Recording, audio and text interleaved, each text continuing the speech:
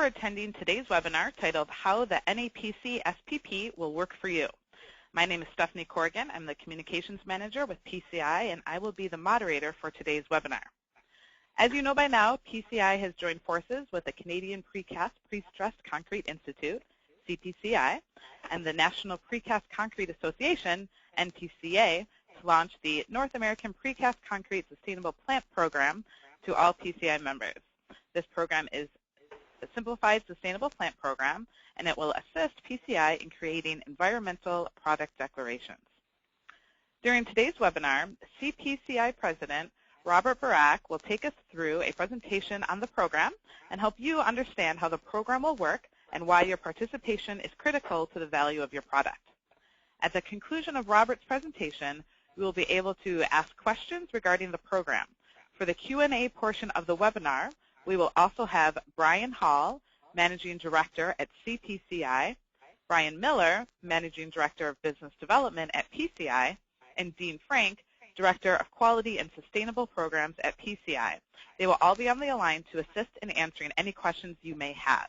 If you would like to ask a question, please type that question into the area on your screen, and I will read all questions at the end of the presentation. Please note that only the presenters have the ability to use the audio controls, so you must type in your question for it to be answered in this session. To start things off, we welcome Robert Barak. Robert is the president of the Canadian Precast Pre-Stressed Concrete Institute, headquartered in Ottawa, Ontario, Canada. He is responsible for general management and governance of the Institute and is the staff liaison for the CPCI Technical Committee. He also oversees the CPCI certification program, CPCI's research activities, the CPCI Sustainable Plant Program, and provides day-to-day technical assistance to design professionals. He is a registered professional engineer in the province of Ontario and has been involved in the development of a number of Canadian standards. He has worked in the concrete industry for 27 years in a variety of technical and management positions, including concrete material and mixed design optimization, technical and engineering support to concrete manufacturers, and in precast operations. Robert, thank you so much for taking the time to be with us today and lead this webinar. I will now turn over the controls to you. You should receive an alert in just a moment, giving you control of the screen. Great. Can my audio is enabled now? Yes, you sound a little far away, so if you could speak a little louder or come a little bit closer to your microphone, that would be great, and we can see your screen now. Okay, great. Can you hear me now well, Stephanie? Yes, that's a little bit better. Thank you. Okay. Well, I'll try to talk a bit louder. It sounds like maybe my audio is not as clear as yours. So thank you for having me here today, Stephanie and Brian and Dean. Appreciate the opportunity on behalf of CPCI to present to you today. So what we'll do today is kind of go over where CPCI and PCI have kind of developed our sustainability and sustainable programs over the last couple of years, and explain where CPCI is right now, and then lead into the North American Precast Concrete Sustainable Plant Program. So CPCI and PCI, we all know that we partnered on the life cycle assessment of the 5-story buildings, which was done in 2 phases. We partnered on the first phase that started around 2009, and then the second phase is we both commissioned on our own with Morrison Hershfield, and we both have our own reports, final cradle to grave reports. We published ours in 2012, and I understand you published yours in 2013.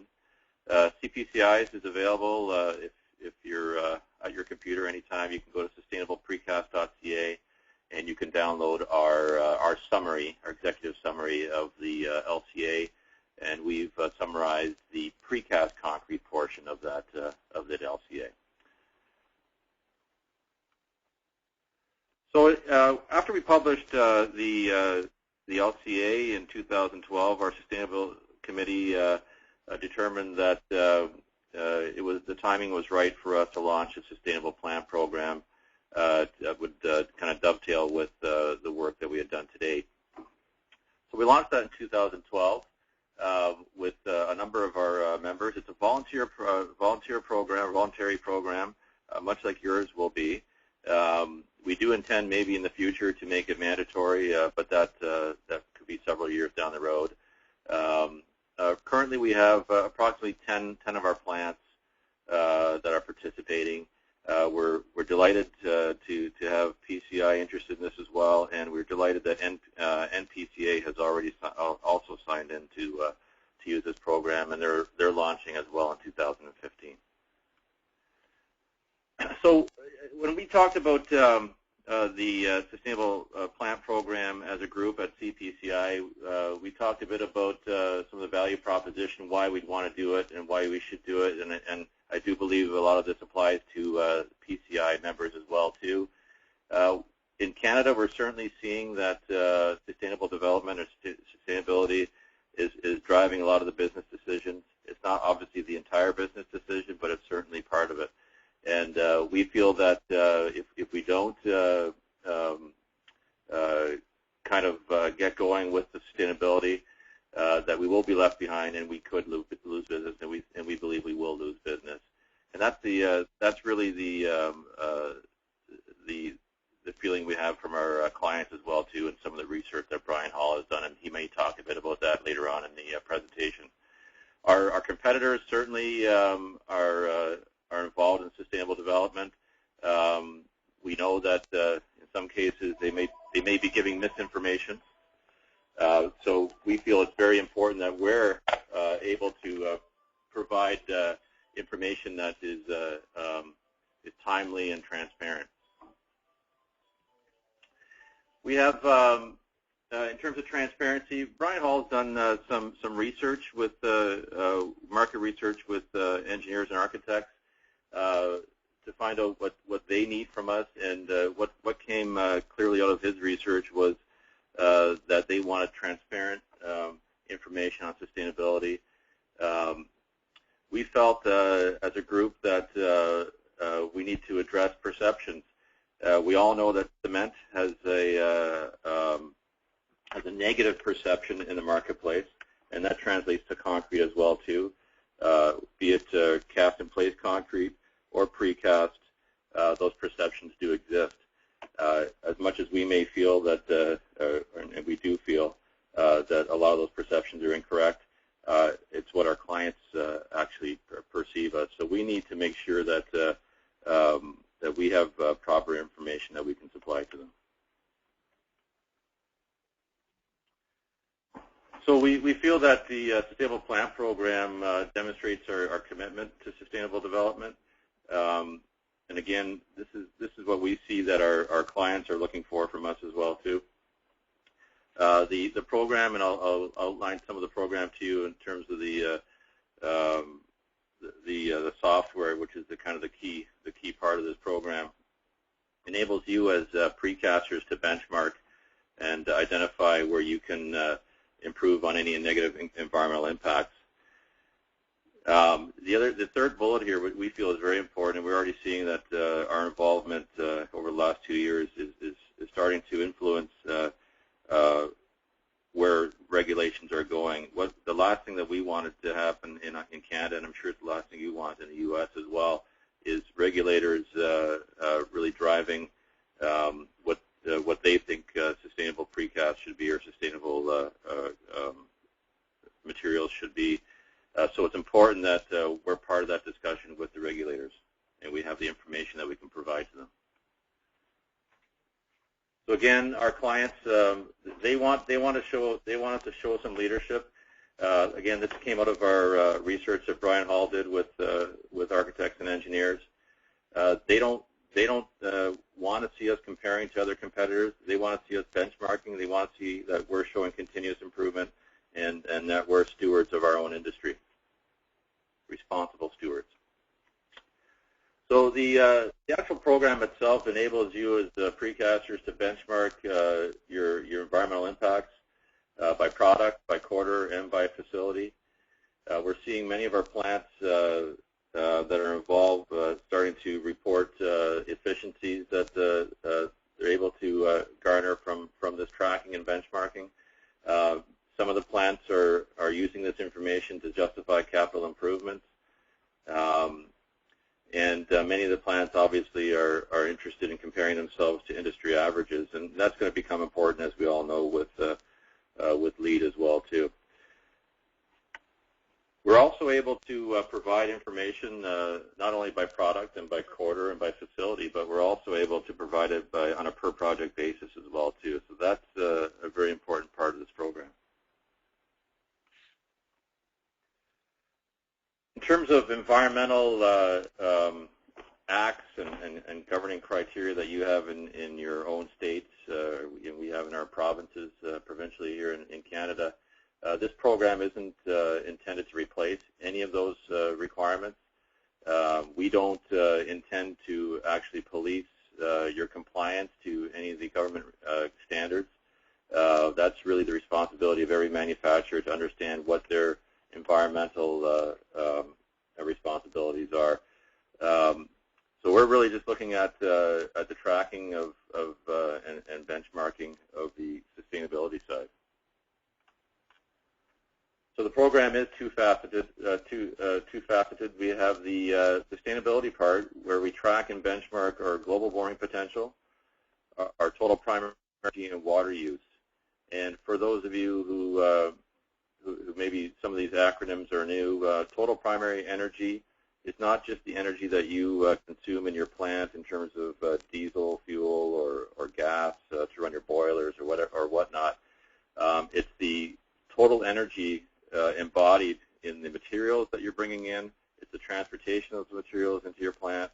It's everything you do in your plant, and then all of that is aggregated together to the gate of your plant. So we're looking at what we call cradle to gate for this program. So that's how the total primary energy. Similarly, for global warming potential too, it's not just the impact of what you do in your plant, it's what's being done upstream with your raw material suppliers as well. So we've been working closely with the Athena Sustainable Materials Institute, and their acronym is ASMI. They're based out of Ottawa. They're an environmental think tank. They're very well known globally, and we've been partnering with them now for the last 4 to 5 years. Sustainability. They were involved also with our LCA work and with your LCA work as well. So we commissioned them to develop software, a plant software tracking program. We have other softwares that we're working with them on that are related to this. We have, and I'll, in case I forget later, but it is what we call a rollout tool. So when your plants start to report to PCI with your information, that information will be aggregated by a different software called basically a rollout tool that will generate your industry average and industry reports. We also have them working on, very shortly in 2015, we'll commission them to start a different software that will calculate all the necessary information to complete our environmental product declarations. But this all ties back to this initial software that we're talking about today. The second part of the program is environmental compliance, and again, we're not policing environmental compliance, but we do have a tracking sheet that enables plants to benchmark their compliance related to dust, water, waste, in terms of waste and processed water, and noise. So just a visual of how the program works. It's really all about partnerships internally within your plant and externally with your suppliers.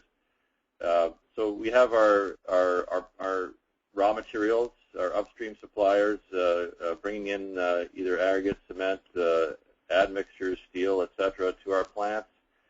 We have our own product system where we have the raw materials and manufacturing, and then we have our outputs being our product, but of course our outputs in terms of environmental impact are air emissions, water emissions, land emissions, etc. So we've been also working as a group with our associate members on this program. We've had a number of similar seminars to today with our associate members. You'll see when I show you some of the information that's coming from our reports after 2 years that it's going to be key that we have our associate members involved in this process as well. We are publishing a quarterly report on our website. If you go to sustainableprecast.ca anytime after the seminar today, you can download our quarterly report. So the most recent is the second quarter of 2014. There's always a bit of a lag time because it does take time for all the information to come in from different plants. For a plant, when you'll see when you're generating your reports at the end of a quarter, let's say, it might take you in some cases a couple months before you have all your bills of lading that you can input into the software. So just a highlight of some of the outputs and some of the charts and graphs that we're publishing transparently on our website now. This is a graph of global warming potential for all the plants that are involved, and we are now able to have a 24-month moving average.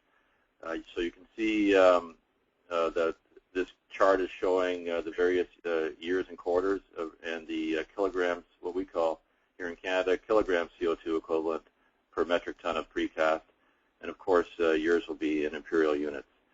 We're now able to show some for averages and standard deviations and CFVs, so we have a good statistical background and with a good sample size now as well.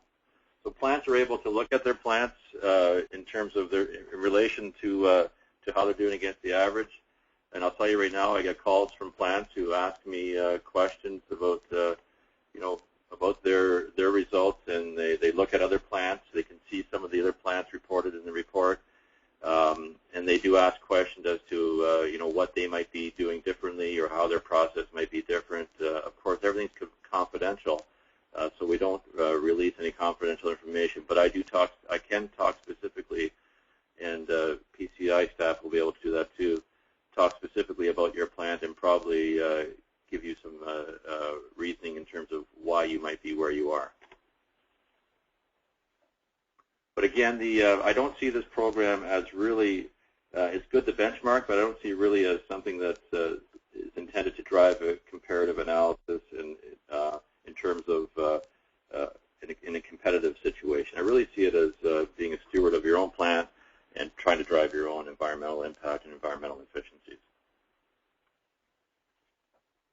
We also report in the Sustainable Plant Report by plant. So this is 8 plants that are reported here, and it shows the most recent quarter for global warming potential. So you can see the 3 different bars on that chart are the POPS is plant operations, RMT is raw material transportation, and RM is raw materials themselves. So you can see when I talked a bit earlier about how important it is to get your associate members involved, raw materials have a very large contribution to your global warming potential in your plant. Your operations, depending on the type of operation you have, the amount of wet cast or dry cast that you're doing can make a difference, but there's different variables within your plant that will affect your operations in terms of global warming potential. It can be regional as well too, obviously. So you'll see here though that regardless of where these plants are and what they're producing, the raw materials are a significant proportion in terms of percentage of the contribution of global warming potential. So again, we're able to look at industry averages and highs and lows. We're able to do that for the raw materials, the raw material transportation, and the precast plant operations. Similarly, we have our charts on total primary energies for all the plants. This is the moving average. You'll see that there's a spike on one of the quarters there, and I can tell you right now that we brought a new plant in that has affected that average. So this is it's interesting to see what happens when we bring new plants on. Yours again will be in imperial units, but again you can see this graph is showing by year and quarter, and it shows the environmental impact on total primary energy in megajoules per metric ton, and yours will be million BTUs per short ton. Again, we have the statistical analysis at the bottom as well too. And again, we can look at each plant can look at themselves in comparison to other plants and compare where they are in total. but they can also look at where they might be in terms of their plant operations compared to somebody else as well too. The plants are, you'll see when I show you the software, that a plant is able to not only see what the total contribution of raw materials is, but they're also able to break out the raw materials by specific materials. So you can see that on the far left pie chart that plant operations for this specific plant was 39% contribution to total primary energy, raw materials at 55%, and transportation coming into the plant at just over 5%. And you can see the chart on the right is breaking out all the raw materials themselves. We all know that Portland cement is a big contributor to CO2 and total primary energy, but we also can start seeing where a lot of our other materials are contributing, and steel is certainly a big contributor to this as well. We also track water in terms of batch water, in terms of upstream processed water and wash water. If you look at the bottom right-hand chart, USPW means upstream processed water, wash water is WW, and BW is batch water. So again, the upstream processed water for the materials, what's happening upstream either with aggregate washing, a lot of it is when you break it out, is actually coming from the steel industry, and that drives all the way back to mineral extraction, where a lot of water is used. So again, this is very valuable information for us. So I'm going to show you a bit of the software right now. I'll just pull this up, and I have an example here that I was using with the with NPCA last month. Your software will be specific to PCI. We have one for NPCA and one for CPCI. So the NPCA one, you can see all the plant numbers start with number 3000. You will be assigned a confidential plant number that only one person, I presume, at PCI will know your confidential plant number. At CPCI, I'm the only person that knows the confidential plant numbers for each of our plants. You will notice that our series of numbers all were 1000 series.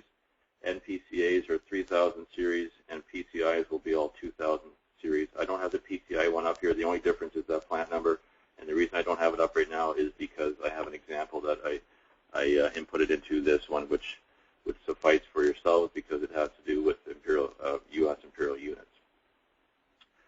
So the plant will input their plant number. So if you're 3002, or for yourselves, it'll be in the 2000s. You'll look at what quarter that you're reporting, Q3, Q1, Q2, Q3, or Q4 of what particular year. So I understand you're probably going to launch in 2015, so you might start with Q1 2015. The units are selectable at the very outset, either metric or imperial, so I presume you're all going to use imperial units. The software will not. There's a warning here. You'll see this on the software and a lot of tools. You can hover over some notes.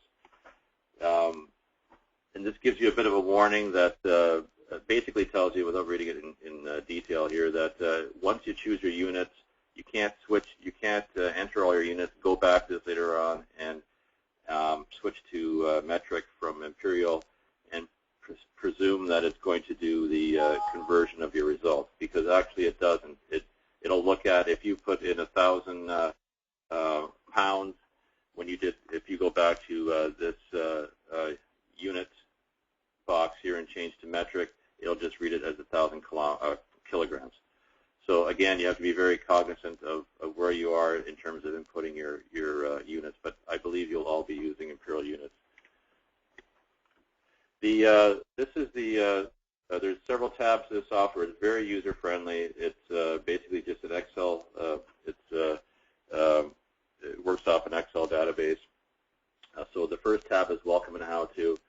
Talks a bit about the impact measures, how they're calculated.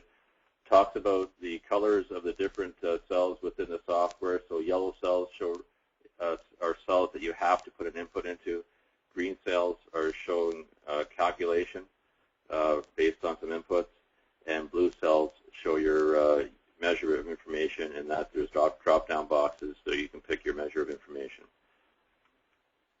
There's a more description here too, and I'll describe this as I go, but basically as you go along and you input your information, once you're 100% input complete, you'll see that pop up on your plant input sheet, and that will enable the software will have calculated all your environmental impacts. So I won't go into great detail on the how-to sheet right now. The next tab, which is a separate tab unto its own, is cement sources. So we have we've added Portland limestone cement into this version. The most recent version, this 2.01, was released a couple months ago, and one of the changes was to the addition of Portland limestone cements. Most people are probably using regular Portland cements right now. You'll see that the first thing you'll enter is your location of your cement source. There's every state is indicated in this drop-down box,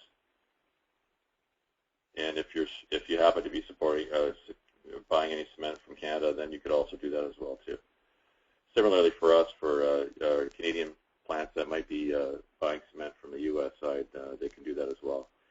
The amount that is used in this case, if it's a quarterly report, they're going to input the amount of cement that was used in that quarter.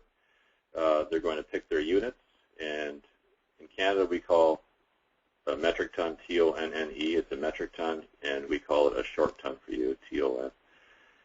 And we say short ton. So the calculation is the green calculation. Obviously, there's not a big calculation here. It just inputs what you inputted for that Portland cement, but there is a total cement usage. You do need to, with any material input the amount of the distance to your plant. You'll see we've added this column into the software that says read this. It's there, and the reason is there's some important information there. For high mass materials like cement, in this case, you need to enter the distance from the manufacturing source and not from your distributor. So if you're buying off a terminal that's 50 kilometers away, but that cement came from a cement plant that's, I'm sorry if I said kilometers, but it's 50 miles away, but the cement plant itself is 500 miles away. It's the distance that cement was either trucked, railed, or in some cases barged or ocean carrier to that terminal that you input into the distance here, because that's going to affect obviously your environmental impact calculations.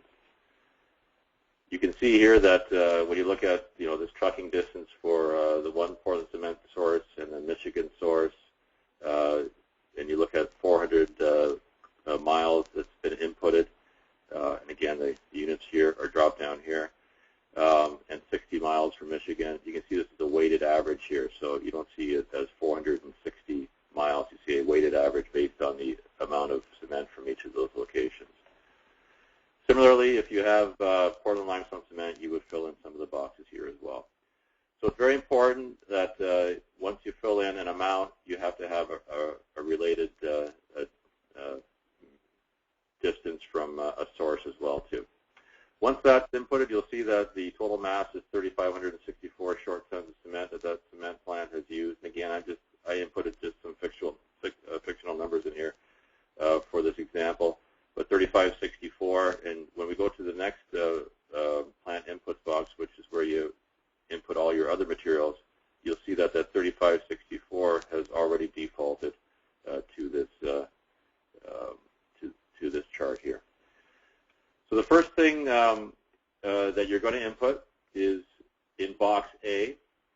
You're going to input the type of products you have for that quarter and the amount in terms of tons or pounds or however you want to report it. It's up to you. The software will end up calculating in a short ton basis, but you can still input things in pounds if that's your preference. We have different product categories, and we should probably talk about this at some time when it's time to do environmental product declarations. Right now, many of our members are sometimes not putting any information here in terms of the type of product. We haven't asked them, but now we're starting to ask them to put it into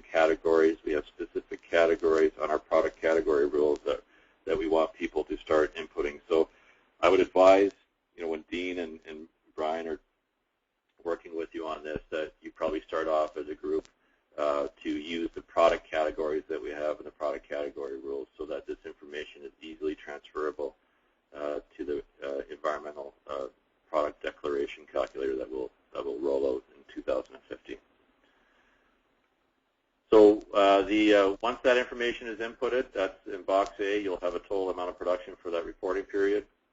The next one is all the materials, and we feel we've identified all the materials that are commonly used. We've had a number of meetings with PCI and NPCA and our members as well too. And the latest version we feel has captured most, if not all, of the materials that are used predominantly on a daily basis. You can see that we've got our cements that are defaulted here. We've got our different aggregates, whether they're natural or manufactured. Similarly for fine and coarse, we have lightweight aggregate. We have our supplementary cement materials. There's boxes that you can hover over here that talk about some of these materials that they might not right now be used to calculate any environmental impacts because there is no LCA data for it. What that means is there's a number of databases that are running in the background of this software that calculate your CO2 and total primary energy and water use, but some of the industries have not developed databases for these. So lightweight aggregates have not yet. But nevertheless, we are tracking them. We will continue to track them because we may be able to use that information at a future date. Our supplementary materials like fly ash, silica, bitumen, and slag, the only LCA effects that are used in North America for SCMs are transportation. We don't look at what happened. It doesn't calculate any of the total primary energy or energy use as a byproduct because we're considering them as byproducts of another process. So all that's calculated or used for that is the transportation to calculate the impacts. We have various chemical admixtures, air and training water reducers, accelerators, high-range water reducers, corrosion inhibitors, VMAs, form release agents. We have the various rebars, rebar, welded wire reinforcement, steel anchors, steel stressing strand. We've also added carbon fiber reinforced polymer strand, fibers in terms of polypropylene and steel, GFRP bars, CFRP bars. So we think we've captured everything. We have also polystyrene and extruded and expanded for those who are doing insulated wall panels. Brick facing for architectural users as well, producers as well too. Natural stone pigments, etc. So again, there's some information on some of these that again there's no LCA data, but we do track them and we do ask that people input that information. So you can see on this chart, there's various amounts of materials that have been added. Again, this is just for example, and I've put short tons here. You can again go to pounds if you wanted to for some of these, and it's calculating your percent of total mass. But you also need to input your mileage from either truck, rail, ocean, or barge. And again, there's some must-reads on this section as well too. MS means manufacturing source, D equals depot or distributor. So we are suggesting for some of the materials that are lower mass materials that they can just be the distance from the distributor. There might be some revisions to this. I've had some conversations with Athena on this, and we might be revising some of this in the next version. The water is also a part of table B here, so you can see, and I'm going to scroll up just a bit higher so I can show you this information box that comes up. And we require the inputs for total batch water use and total plant water use and the amount of water that you might be using as recycled water. So there's a good visual here when you scroll over that shows the total plant water used is really going to be the water that's coming from your meter, that you're reading from your meter and from your bills. And you will be able to input your fresh water used in your batch report. From your batch reports, you'll be able to input your recycled water that you're using in your batches. And of course, the one that's left over there is the wash water, which will be a subtraction of your water meter, reading, subtracting the fresh water and the recycled water out of that. It's key that you input a distance in every field. So, for instance, this field here that says 33, if I take this out and delete that number, you'll see on the far left that you'll have an exclamation mark here telling you that you're missing an input. So it does warn you in advance if you're missing information. And again, if you are missing that information, up here you'll see that your data is not 100% complete, as an example. So once you've got all that information, you're back to 100% complete. The other information that's inputted is your operating energy consumption. So that's box C on this same page. And you can see that we've inputted the purchased electricity. We've added this. I guess there's some plants, NPCA plants, are having some on-site generated electricity for solar, and I guess we anticipate that there may be some plants that might have on-site generated electricity for wind or hydroelectric or geothermal or biomass as well too. So all the inevitabilities we feel are there. We have gasoline consumption, natural gas, diesel, heavy fuel oil, and liquefied propane gas as well too. Again, the units are inputted here as well too. Can be changed to whatever unit you need to report based on your bills. We also are now reporting solid waste and the amount of waste that's going to landfill, recycling facilities, or incineration, and we do that for hazardous and non-hazardous. Again, these are just being tracked, and they're for information purposes, but again, we may do something with this in the future, but right now it's just being tracked. So once all that information is in, this will actually, the top chart here will actually have a calculation on your global warming potential in pounds per short ton, your total primary energy in thousands of BTUs per short ton, and your water use in gallons per short ton. So you can see that number gets very high in some because of the upstream water, processed water. So the output summary, though, is where, as a plant, you can really drill down to find out, where your impacts are coming from and what you might be able to do to change those impacts. This chart here is the same that I just showed you on the previous page. So it defaults to this page. And what you're able to see on this page is a summary of your global warming potential by operations, materials, and material transportation. And this, because it's an Excel spreadsheet, you can take this, you can cut it, you can copy and paste that to a separate report if you want to do a separate management report or whatever you need to do internally. And you can see this is also graphically as a bar chart as well too. So you could change the sensitivity on some of the reporting as well too. So again, this shows your materials, plant operations, and material transportation. But you can now go down to this chart, which shows the breakdown of all the materials. You can change your cutoff criterion here if you want to change it to anything over 10%. Then only anything over 10% will show, and you can see it there. But it might be a bit too high. If you did 5%, you can see that you're drilling down to Portland cement and, in this case, welded wire reinforcement. And most of the time, people are using the 1% criterion.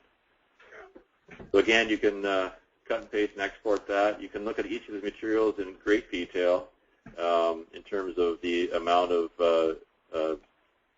CO2 per short ton for each of those individual materials, all the materials.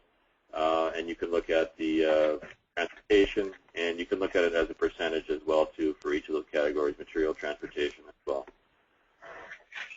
Similarly, the pie charts and bar charts for total primary energy are in this on this page, and you can export those if you want. You can also go to each of the materials here. You can check off. You can change your cutoff criterion as well too.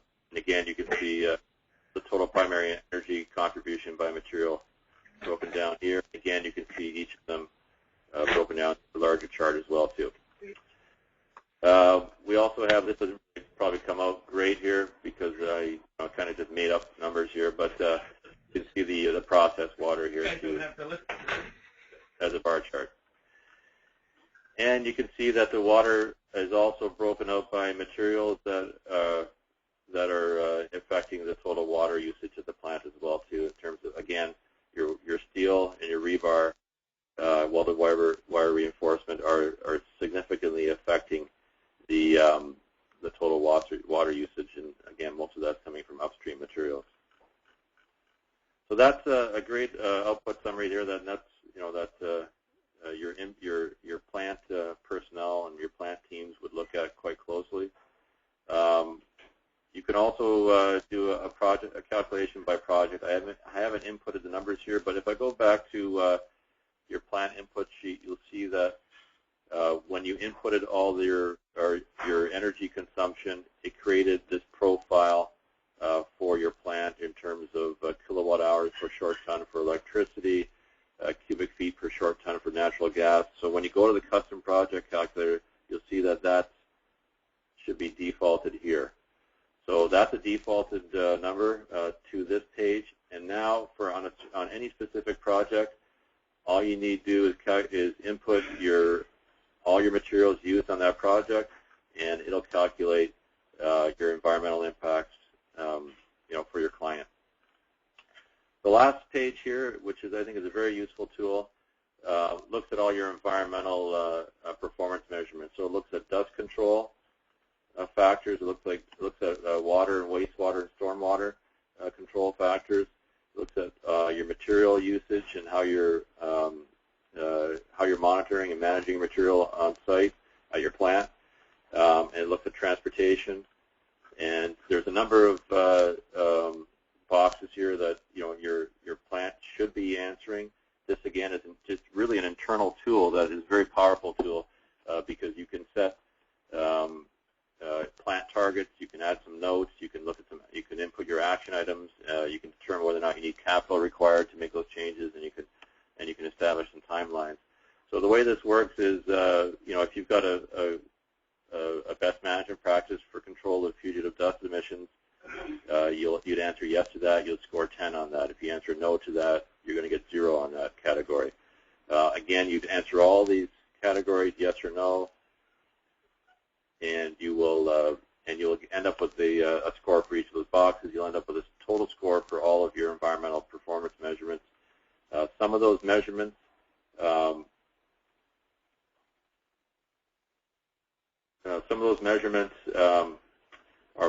not applicable. So I got to find them. But there's a box here that we've established that it's not simply yes or no. Sometimes it's not applicable. So if you answer not applicable, then that's not going to affect your bottom score. We don't publish these scores. We started to, but there really was no reason to. It's really an internal thing. But it's something that's, I think, a very useful tool to see how you're tracking internally with some of these environmental measurements. So that's the software in a nutshell. And I just want to just finish off a few other slides here. The next steps in 2015, and we want to work towards, is the product EPDs. Once the PCR has gone through public review, we'll be ready to work on EPDs. PCI, Dean and Brian and staff will establish some timelines for yourselves on how you want to do this. Our timeline is right now for CPCI is to have Athena develop the software for the EPD calculator, and then we'll hopefully, I'm targeting first quarter of 2015 to have, or probably second quarter to have our EPDs ready. But again, a lot of that might depend on approval of that PCR. We are officially launching the North American Precast Concrete Sustainable Plant Program. Brian Hall launched it at the U.S. Green Building Conference a month or two ago. The intent is that we could collectively use the same software program, and perhaps this is just a mock-up right now. But I think that, and I'm sure it wouldn't happen in the first quarter, but maybe by first quarter 2016, we'd have sustainable plant performance reports for North America. So, Brian, I hope when we open up discussion, can talk a bit about another of our initiatives in 2015. In February, we're having a pathway to our future, and we'd like to invite PCI members to this as well too. But it's a what we call making precast. The title of it is Making Precast Concrete Sustainability Attributes Work for Your Firm. Brian's bringing in a number of our clients to tell us what they need to see from our industry on sustainability. So he's got a very knowledgeable facilitator who's with an ENGO. He's got a general contractor coming in. He's got architects, government officials, corporate social responsibility person coming in as well too, developers, a venture capital person coming in as well too. So we're going to hear from really our clients as to where they need to see us go, and we think it's going to be a very valuable pathway that we think would be beneficial to PCI members as well too. So I just wanted to throw this slide in just to show you where we're going with this. You know, some of the topics that we have around our sustainability committee, table. We think the next extension of all of this is to look at responsible sourcing. We've got a number of studies in Canada that look at some of the issues around climate change, and I know you have them in the U.S. as well too. We know that we can position our precast systems to be a very good solution in terms of resilience and climate change.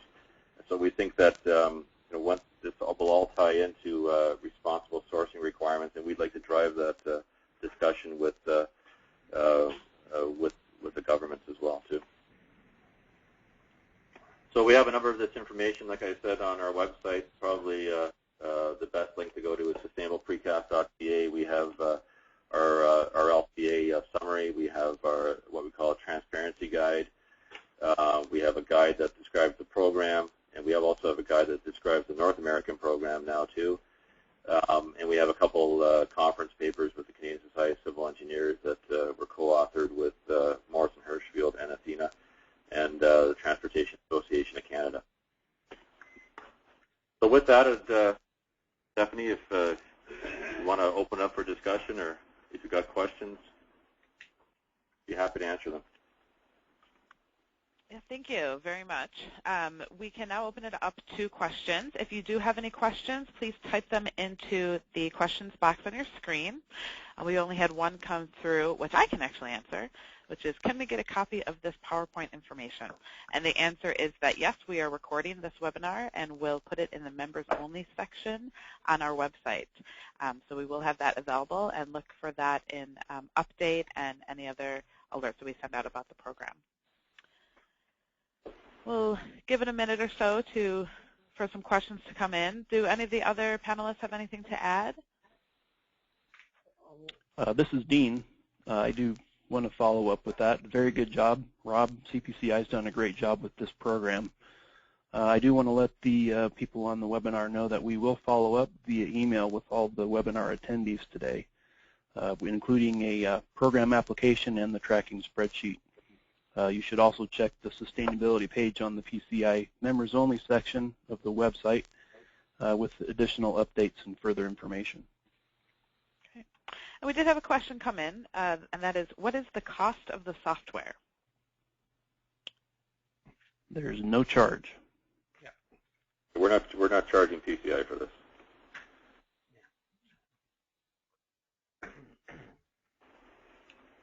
Actually, Jennifer, it's Brian Hall from CPCI. Maybe I can just mention a few things while we're waiting for questions to come in. Sure. Just recently, I was at a think tank at Carleton University, and it was concerning sustainable infrastructure and so forth.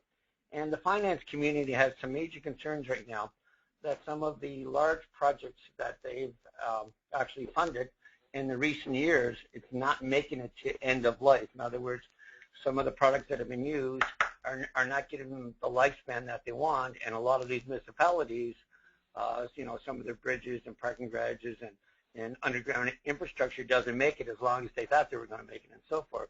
So sustainable infrastructure is really big on their kind of hit list right now, and especially with severe weather patterns that are actually out there.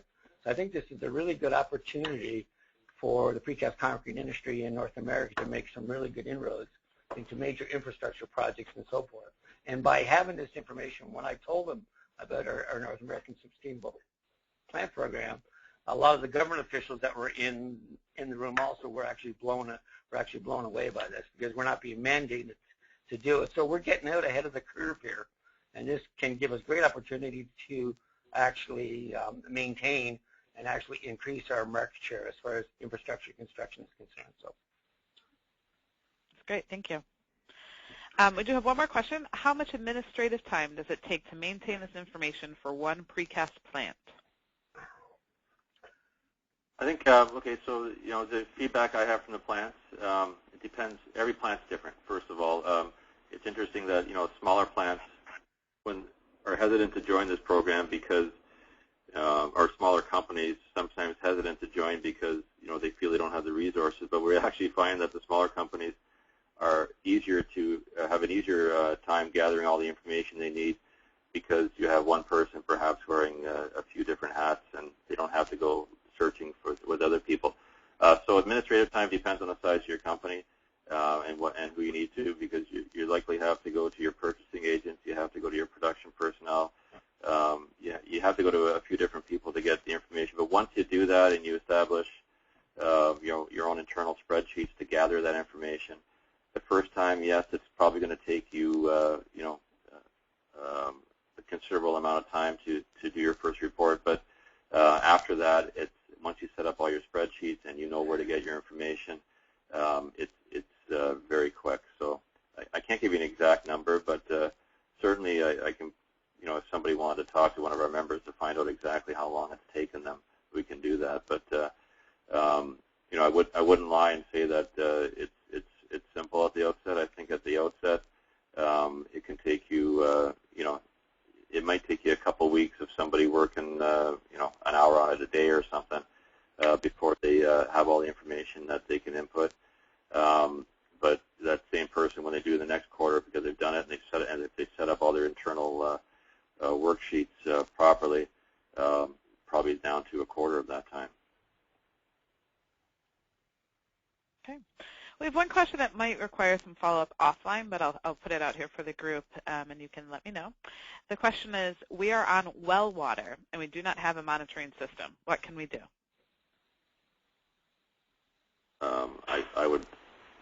I'm guessing you're going to have to put a monitoring system in. Yeah, you're going to have to put a meter on that, which I don't think would be that difficult, but.